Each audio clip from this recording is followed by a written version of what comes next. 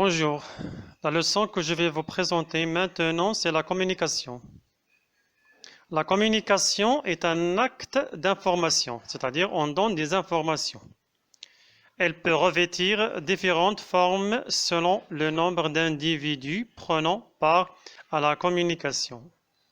Un acte de communication nécessite de regrouper différentes composantes, c'est-à-dire des acteurs, un message, un canal, un sens, un contexte et des stratégies.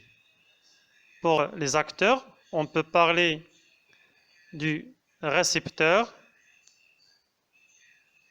et de l'émetteur.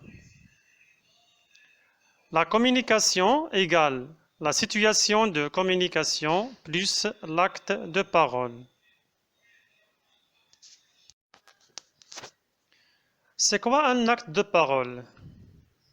On dit acte de parole ou acte de langage.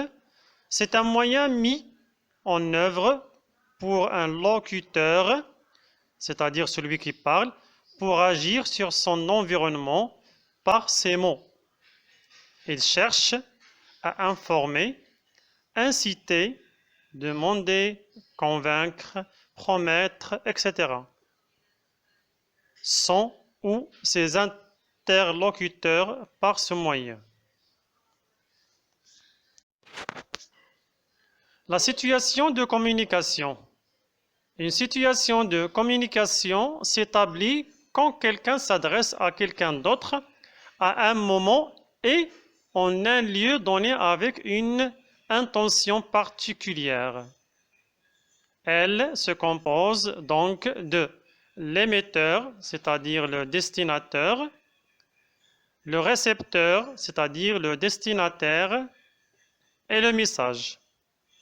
Il est nécessaire de bien définir la situation de communication en se posant les questions suivantes.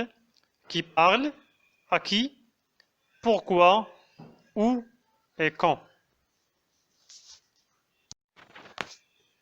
Pour comprendre la différence entre situation de communication et acte de parole, je vous présente quelques exemples. Donc pour la situation de communication, c'est-à-dire l'objectif, donc un enfant remercie sa maman qui l'aide. L'acte de parole, c'est-à-dire la phrase que l'enfant dit.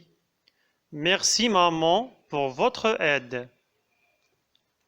Un autre exemple, un élève propose à son professeur de leur apprendre une pièce théâtrale.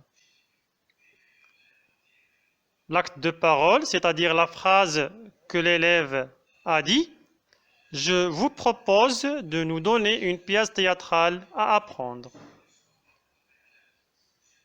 Le troisième exemple, un élève compare entre la vie rurale et la vie citadine. Donc, la phrase que dit cet élève, la vie rurale est plus calme que la vie citadine. Un élève demande des informations sur une leçon, ça c'est une situation de communication. Donc l'acte de parole, c'est la phrase que l'élève dit. Pouvez-vous m'informer sur la leçon du subjonctif? Donc la situation de communication est en rapport avec l'objectif de la communication. Et l'acte de parole, c'est la phrase que dit l'émetteur au récepteur. Voici un autre exemple concernant l'explication d'un phénomène en invoquant la raison.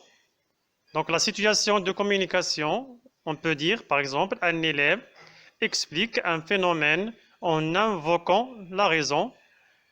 Et pour les actes de parole, donc on peut dire les incendies qui ravagent les forêts sont dus au feu. On a utilisé ici le verbe être plus le verbe devoir et du. Le réchauffement climatique résulte des émissions de gaz à effet de serre d'origine humaine. Donc ici, on a utilisé le verbe résulte. Vous avez encore d'autres exemples dans ce tableau. Bonne chance.